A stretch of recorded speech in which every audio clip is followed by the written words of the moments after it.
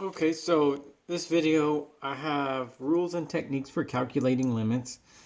And before I discuss the rules, I wanted to talk about, I wanted to try to make a transition from other videos and problems I've been talking about. Okay, so say we want to evaluate a limit like this, limit x approaches 3, x squared minus 1. In the past, then I would have showed you something like this. I would have made a table. I would have said, this is what it means like when x approaches 3, something like this. You can vary these numbers a little bit, but they will get closer and closer and closer to 3 on a very small scale. And then we'll see what happens to the y. And in my case, it looks like the y's are going to meet in the middle at 8. All right, so if you push the x to 3, as a result, you're going to push the y to 8. So that means that the limit is equal to 8. Okay, so that's where we started. And I thought I'd at least mention that before I showed you something different. Okay, and just like it says here, sometimes we'll think of limits like this, especially when we learn them. When we first learn about limits, I'll show you this way because I want you to see the pattern. I want you to see the cause and the effect. All right? But it's not always needed. Once we understand this, then we might not rely on it as much. I'm not saying that we'll never think of things like this again, but we'll talk about some rules that will simplify this process. Okay? All right. So here are the first 3 rules, where I guess I could read these as for polynomial and rational functions. If I want to calculate a limit, I can just plug that number into the function. If it's a rational function, I can't get 0 in the denominator, but other than that, I could just plug in. And then I've got this one that if I've got some function inside of a square root, then I can just calculate the limit on that function. However I would do that, maybe I would do that with one of these rules, and then take the root of the number that you get from the limit, all right? Okay, so now back to this one. What do you think about this one? This happens to be the one that I just did over here, all right, with the table, but I said we're going to get away from doing things by the table. Well, that is a polynomial, right? What's a polynomial? Every x has a whole number, positive whole number power. There could be coefficients on the x too if you wanted, but nonetheless, at the end of the day, this is a polynomial. And it does say that we can just plug in the limiting value for x to do that. So I could just do this one this way. And I will get 8. All right? So that limits 8. Now, I hope that's not a big surprise to you. I really don't think any of the rules I give you are going to be that surprising once you learn them. But it would make sense that, you know, for me to say if x is close to 3, then y will be close to 8. It would make sense then that if x was 3, then y was 8. All right? So that's sort of the basis for doing that. But if we just take the rule at face value, it says for polynomial and rational functions, we can plug in our limiting value to figure out what the limit is. Okay. So, all right, we got that one out of the way. Let's do another one that falls under one of these rules. What about this one? Well, this is a rational function. A rational function is a quotient of 2 polynomials. X squared plus 9 is a polynomial. X plus 3 is a polynomial. And it did say on my page of rules that for a rational function, you can calculate this limit by just plugging in the limiting value for x. So I could say 3 squared plus 9 divided by 3 plus 3. So I'll get 18. Divide by 6, so I'll get 3. Okay? If I made a table and I put in these microscopically small, as far as being close to 3 numbers for x, I would see that the y's would approach 3 also. Okay, x goes to 3, y goes to 3. But the rules told us how to do it, right? That you can just plug in the x goes to 3. You can just plug in the 3. Okay? All right. Now, so there's more rules. There's always more rules. Sorry to tell you that, but that's just the way it is. Limits can be applied across a plus or a minus individually, or a multiplication individually, or a quotient individually. Okay?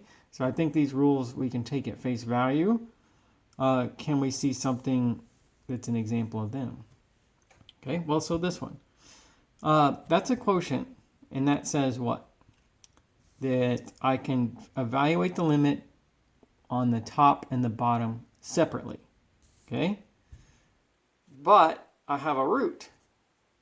Now, I remember a minute ago I had this rule here for roots. It says, oh, you can just evaluate the root of that function, evaluate the function, and then take the root of the number that you get. Okay? So I can do that. And then each of these is polynomials. X squared plus 9 is a polynomial. 12 minus x is a polynomial. And how do you evaluate the limit of a polynomial? Well, you can just plug in the limiting value of x. So all that together says that I can just, if I want to know what happens as x approaches -4, I can just plug the -4 into all that. That's what all those rules together amount to.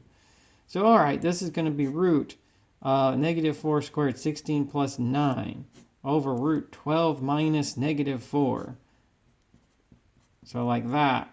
And then this is going to be root 25 up there and 16 here, right? And then so that's 5 over 4. Okay? So I didn't use any one rule to do this, but the rule about roots, quotients, and polynomials amounts to me just being able to plug in this limiting value of x being -4. Okay? All right.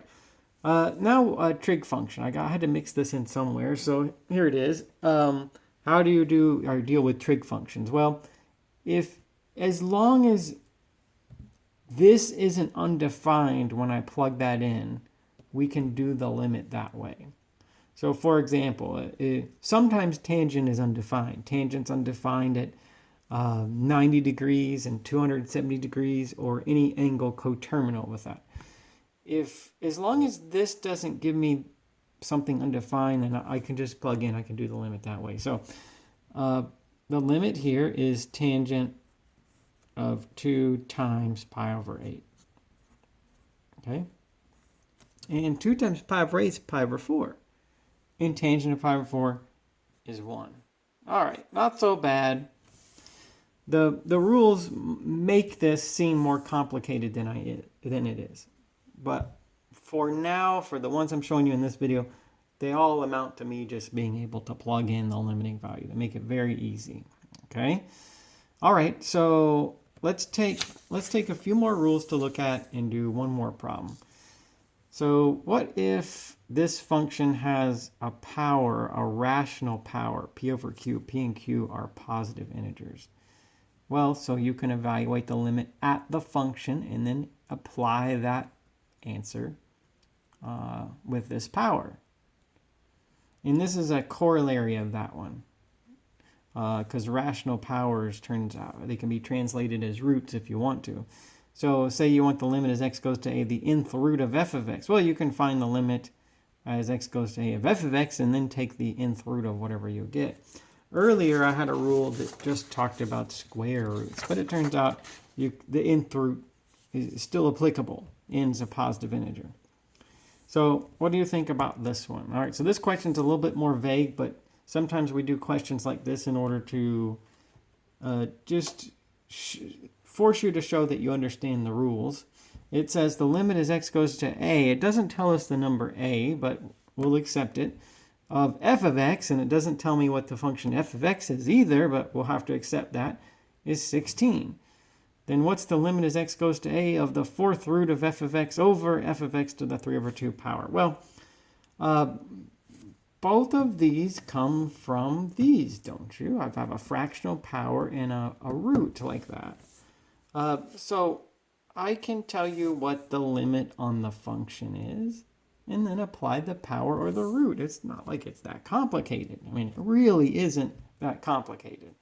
I mean, at least this isn't that complicated. So here I'll get the fourth root of 16, and then down here I'll get 16 to the 3 over 2 power. Okay, so fourth root of 16 is 2, and then 16, 3 over 2 power, that's the square root of 16 first, which is 4, to the third power, which is 64. So 2 over 64, otherwise known as 1 over 32, okay?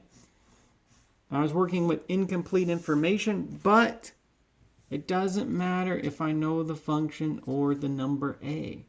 I can do this just by knowing the rules.